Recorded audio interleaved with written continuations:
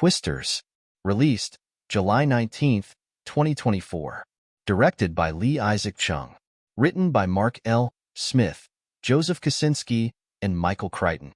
Starring Daisy Edgar-Jones, Glenn Powell, and Anthony Ramos. Rotten Tomatoes score, 77%. Metacritic, 55. IMDb, 7.1. Welcome back to Real Reviews like always. I am your host, Lee. Today we are reviewing Twisters, the sequel to the 1996 movie Twister. This is one of the few movies I have seen this year with a mostly full theater, which is especially something since I normally go to theaters on Thursdays. So, let's talk about it. I want to get my two complaints out of the way. One is minor, and one is a bit more important. The first is that this movie's intro suffered due to the trailers. Basically, as soon as it opens, it shows the main character with a significant other and friends that don't appear in the trailers. You guessed it, they all die. And I wouldn't have known that if the trailers hadn't been set up the way they were. The second issue I noticed is this. There are three common conflicts in stories. Man versus nature, man versus self, and man versus man. This story has all three of them. That isn't really a problem, but the way they do the last one isn't great. The whole movie is man versus nature, and it is near perfect. The main character has trauma that they have to deal with throughout most of the movie, and we get to see the onset, the fallout, and the resolution of this story, so it works. Then the last one is that a sleazy property mogul is using data about storms to lowball victims to get their land. This isn't expanded past that.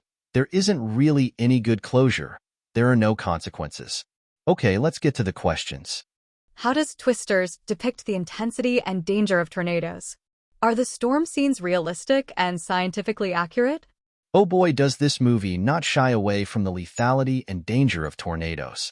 We see several people get torn away by storms, buildings ripped apart, vehicles thrown. I do not know if the storms are super accurate, but the science aspect of it seems to still be based in some fact similar to the original movie, where Dorothy was based on a real project called Toto. How does Twisters handle the theme of survival?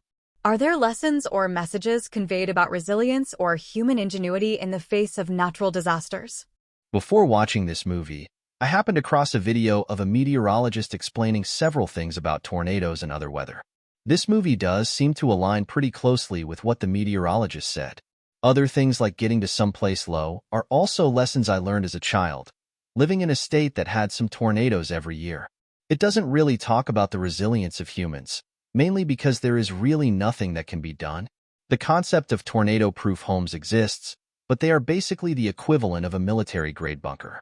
This movie does show scenes of an aftermath, and it seems pretty realistic. Reflecting on Twisters as a whole, what could be its impact on public awareness and understanding of tornadoes and meteorology? Does it inspire curiosity and respect for the forces of nature? If audiences take the lessons in the movie to heart, it could honestly save people. I think the main things that can be taken away from this movie are that storms like these are to be respected and feared. But it does give hope to future storm chasers that being prepared and brave can lead to breakthroughs in our understanding. So let's talk about the basics some more. The acting from the core three is on point. Daisy Edgar-Jones, Glenn Powell, and Anthony Ramos all simply knock their roles out of the park.